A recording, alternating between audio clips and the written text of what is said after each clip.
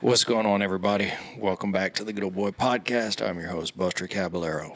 Starting off, guys, if you are drifting about in life, you're going through the motions, you're not really sure exactly what you're doing, but you want to do something better, but you're not sure how to get started, do me a favor, go in the show notes below. There's a Google form. Click on it, fill out your information, and let's hop on a call for 15 minutes. That's all I'm asking. Just 15 minutes, let's talk, because I know most of the time whenever you're going through something like this, you don't have someone to talk to. So, here I am. I'd be willing to do that for you. So, let's get on with the show. Everybody, welcome back. If it's your first time listening, thank you for tuning in. If you're a returning listener, appreciate you coming back. Hopefully, previous episodes, you found some insight, found something good out of it, and it resonated with you in some way. I really appreciate all the people who messaged me saying, hey, glad to have you back last week. I was glad to be here. So as I'm sitting here right now recording this, it's actually probably about 11 o'clock at night. Just got in from an awesome date night with some friends of ours. We went to get some sushi at Michiru and went to see Sound of Freedom. I will say this, if you have a moment, go see this movie. It is... It's not the typical movie that's out right now. It's not Transformers 12. It is not Fast and Furious 353. It is not a remake of a 80s classic movies. It's nothing like that. It's the movie that I recently heard someone say, what are the movies that we're not making because we're busy making Transformers 12? And I will say this is one that should have been made, and it's very good, and it's very well put together. Jim Caviezel does an amazing portrayal of the gentleman who went about doing this. So if you don't know what it's about, do a little bit, just Google the trailer, take a look at it. Highly recommend. Everybody who I know who has gone seen this movie has thoroughly enjoyed it and loved it. With that being said, something that was on the show notes, before we get into what I want to talk about today, another thing is, one, I'm looking for recommendations. I've got my background here, and I got a group of guys that I talk to weekly. We have a text message going back and forth, and I showed them some things, set up podcasts, things like this, and they said I need a better background. So if you've got ideas for a cool background for this show, I'd love to hear it. I'd love to have that advice. I'm working with some new equipment. I've got some recommendations on some things, so I'm pretty excited about that. And so if you got something you think would look cool in the background, shoot me a message and let me know. This is probably going to be one of the new videos that go up to YouTube too, so you can find us there. Now go look for us, Good Old Boy Podcast, and you should be able to follow us there. Other thing is, this past weekend, our church, I attend City Mark Church with my family and a bunch of amazing people. You might hear me talk about them from time to time.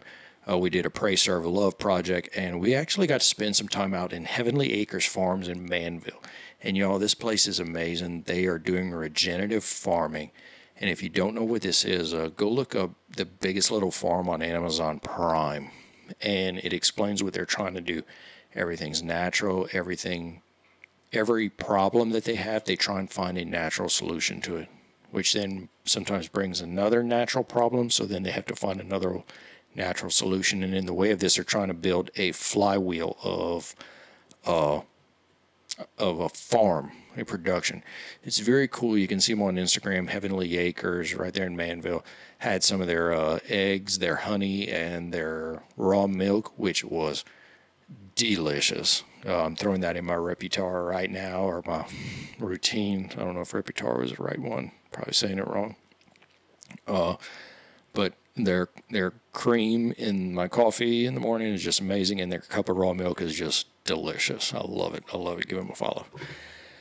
So, one of the while we were at Heavenly Acres, one of the things that we did was we helped this farm kind of prepare for the next season of their life, of their planting season, of their, we had to pull out some old crops. We had to move a hog pen over. We had to get put out some new mulch for their flower beds that were coming in. And so we just spent some time doing that. And we got there kind of early, and we worked till about noon because that's when it got really hot. And we had a great group of people out there. We even had the kids out there helping out. And one of the things that working on a farm, if you've never done it, or maybe if you're a good old boy and you've got a hunting lease and you got to go do the work weekends and things like that, is while you're out there, it's hard work. It is something that takes a toll on your body. It might take a toll on your mind. It may do something like that. And the best word to describe it is you kind of have to suffer through it. But at the end of it, on the other side, is the fact that it serves a purpose. And so what I want to say to y'all is that if you're suffering through something, make sure that whatever you're suffering through is providing a service to you. Now, I'm going to expand upon this concept a little more. The fact that you have two choices of your suffering. One is self-inflicted, and that's the one where you choose to say, for example, I'm going to work out, or for me, I go in my morning rucks, and it's a little difficult, but it serves a purpose. It gets me going in the morning, gets the brain going. It's exercise. I get some steps in. I get a little bit of weights workout in there too. So I'm choosing that suffering to get better. If I'm trying to learn something new, I have to take the time to study. I have to take the time to, put in the effort on that. If you're trying to have any bit of growth in your life, if you're running a business, if you're, working on your marriage, I know these are little things that we always talk about, but if you're going to choose to do that, you're going to have to suffer. You're going to have to put in the work in order to get something out of that. Now, on the other side of that is almost the opposite of that, and that's the inaction in areas. If you're not taking action on something that you need work on in your life, and you're not getting any results, you're getting the opposite reaction. It's kind of like if you let your grass grow too long before you decide to cut it, then you have to suffer through cutting it. And that's not serving you. That's just suffering. That's your delayed action, your delayed response, your delayed attention to the details. It makes it harder on your life. It makes it more difficult, and the only thing you have out of that is really regret. Now, on the opposite side, because I've run this concept by a couple of guys who I have in groups and who I talk to and what their beliefs are on this topic, because I tell them, I got something I'm kicking around in my head. What are your thoughts? And one time somebody said, well, there's involuntary suffering because something happens to you. And I agree that sometimes things will happen to you. Sometimes things will pop up. External circumstances will creep into your life. You're driving down the road, somebody runs into you, you can suffer through that. Now, does the situation warrant suffering? One. Did whatever external circumstance that came into your life and maybe ruined your day or brought about some form of inconvenience, does it require suffering? Or does it just need acknowledgement that, hey, this happened outside of my circumstances and this is what's going on right now? But maybe it is something that external. You get in a wreck, you're injured. Now you have to go through rehab, or maybe you have to heal a little bit. You're banged up a bit. That suffering can serve you too. It could take that time to take whatever you're doing in life and slow you down. Suffering has a way of slowing time down. And when you're doing that and you're going through it, it is just something that you want to be present in. Be present in your suffering. If you're present during it, it will magnify the service that goes through it. It will serve you more.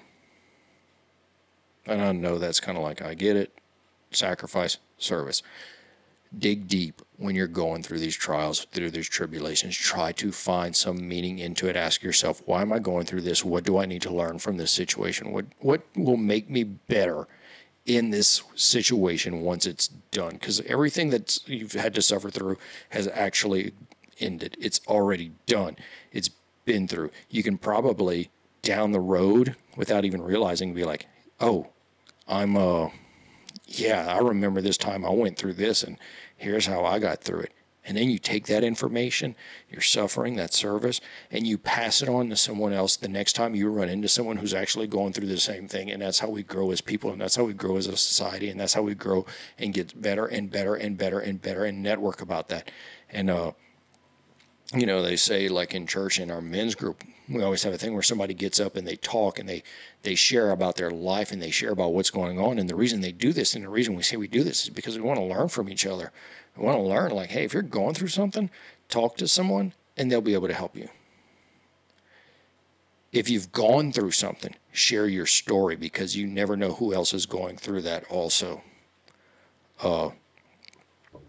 It's one of those concepts. It's one of those things that if you're aware of it and you practice it and you're present in it and you're willing to share and you're willing to be vulnerable, you have no idea how many people you can affect. You may have had to suffer through something terrible such as cancer, and you suffered through it for years, but you're better now. And next thing you know, someone else comes through and says, man, I just got this diagnosis. I don't know what I'm going to do. And you say, I've been there. I can actually talk to you about this situation and what I felt and why I felt this way and what I did and the steps I took and what I learned from and what I did and what I shouldn't have done and what I will do. And it's the same thing with life. It's the same thing with, God, a multitude of areas and a multitude of instances that if you're vulnerable enough to say, I'm going through this, I need help. And if you have the vulnerability to say, I've been through this and this is what I've done. But don't let it cheat you out of a chance to grow as an individual. Don't let a situation knock you down to where there's no inaction, because when you do that, you're going to suffer for no reason. You're going to go through things.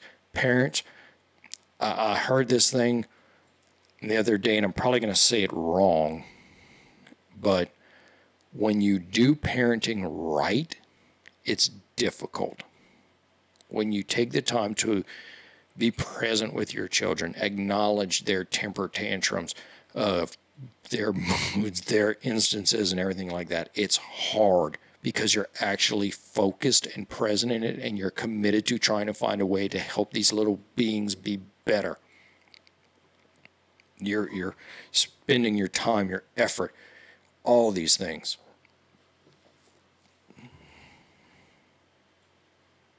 It's a hard thing. And sometimes at the end of the day, you're like, I just want to crawl in bed and go to sleep. And then they wake up the next day and they're all happy and ready to go, and you feel good. They tell you they love you and all this. And it's like, man, that moment was so hard, but I feel so much better now. And then you talk to other parents and they get it too. Shout out to all my good parents. Shout out to my bad parents. I know it's hard. Don't let it get you. Don't let it knock you down.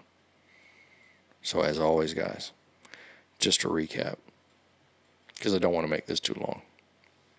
We're already at about 15 minutes. Take the time to sit with your suffering.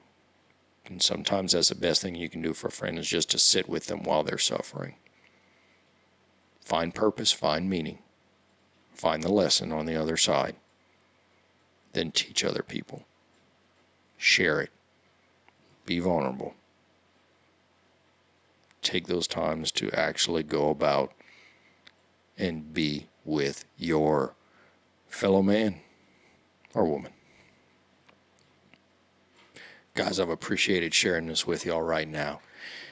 I'm sharing these short form ones right now where I'm just sitting here talking, but I am working on getting my bookings back for people who are willing to sit down and share the mic with me. I'm really looking forward to that again. I love sitting down and talking to these people. Probably the next episode, I'm actually going to break down why I want to do this. I want to let you know my passion and the purpose behind this, and my drive, and why I come back to this, and a few things that had to happen for me to do this. And it was a real realization that I was actually suffering through something, and it was not serving me. And finally, through some conversations and through some discussions and prayers, I came to the fact that I can take this suffering away. The purpose that it served was to tell me, you don't need to suffer through this. You don't need to go through that. And it's a cool story. And I'll share it with y'all. But you got to do me one other thing. You got to subscribe if you can. If you've got some value out of this, if you can go and give me a good rating on Spotify or Apple Podcasts or Google Podcasts or wherever you're listening to this, or on YouTube or wherever, I'd appreciate it. You can go into show notes and find us on Instagram and Facebook. Give us a like, give us a follow, and give us a share. So, usually I'd say hi to your mom and them, but in fact, I'd rather sign it off a different way, one that's a little more faithful to what I believe in. So I'll just say, guys, I'm praying for y'all. I love y'all. Have a good day.